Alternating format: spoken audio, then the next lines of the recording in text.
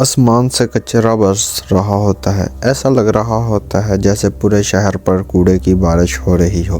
لوگ چیختے ہوئے سڑکوں پر ادھر ادھر بھاگ رہے ہوتے ہیں، لیکن سب سے چونکا دینے والی بات یہ تھی کہ 114 سال سے سمندر میں ڈوبا ہوا ٹائٹینک اچانک نیو یارک کی سڑکوں پر نظر کیسے آنے لگتا ہے۔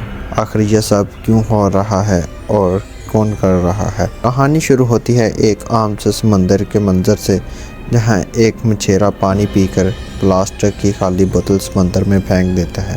جیسے وہ اپنے جال اوپر کھینچتا ہے، اندر سے ایک خوفناک چیخ سنائی دیتی ہے۔ جال میں کوئی عام مخلوق نہیں بلکہ ایک پراسرار سمندری وجود پھنسا ہوا ہوتا ہے۔ کچھ ہی وقت بعد ایک گاؤں میں گورنمنٹ کی فوج پہنچتی ہے۔ وہ اس عجیب مخلوق کو دیکھ کر حیران رہ جاتی ہے۔ قدیم کہانیوں میں اسے واٹر ڈیمن کہا جاتا ہے، یعنی کہ جل پریاں، جو انسانوں سے پہلے زمین پر راج کرتی تھی۔ یہ مخلوق صرف طاقتور نہیں بلکہ ذہین اور خطرناک تھی۔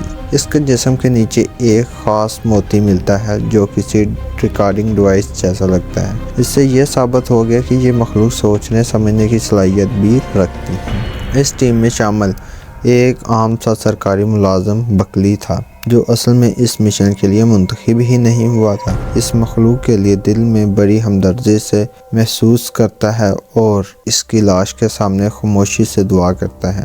اسی رات اچانک زمین نرم ہو جاتی ہے، جیسے دلدل بن گئی ہو۔ دو فوجی غائب ہو جاتے ہیں اور واٹر ڈیمن کی لاش بھی وہاں سے غائب ہو جاتی ہے۔ سب سمجھنے لگتے ہیں کہ یہ مخلوق زندہ ہے اور اپنا بدلہ واپس لینے کے لیے آ چکی ہے اب زمین پر۔ جلد ہی پوری دنیا میں واٹر ڈیمن نظر آنے لگتے ہیں۔ سمندر کے یہ قدیم حکمران اپنے بادشاہ کی واپسی کے لیے نکل چکے ہوتے ہیں۔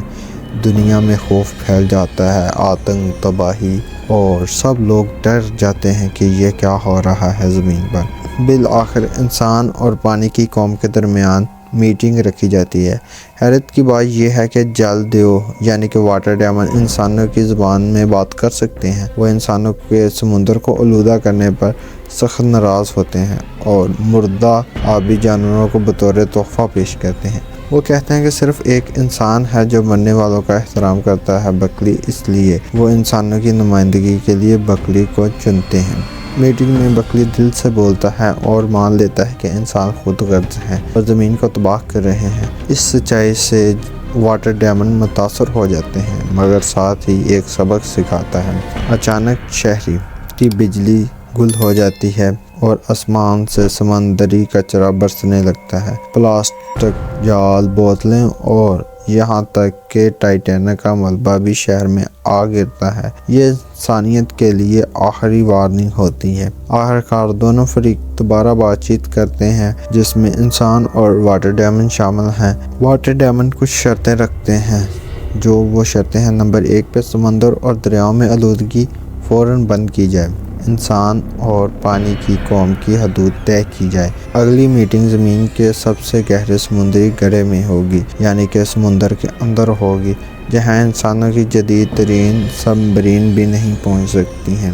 اور گھبراہٹ میں بکلی ہاں کہہ دیتا ہے۔ یہیں سے شروع ہوتی ہے the war between the land and the sea. اگر آپ اس سیزن کو دیکھنا چاہتے ہیں تو میں لنک ڈسکرپشن میں ڈال دوں گا جب یہ اویلیبل ہو جائے گا۔ اگر آپ اس کی کہانی سے لطف اندوز ہونا چاہتے ہیں تو یہ تھی اس کی شارٹ سی ویڈیو میں کمپلیٹ کہانی۔ آپ کو پتہ چل جائے گا کہ اس سٹوری میں کیا ہوگا۔ یہ the most power of demanding story ہے 2025 میں۔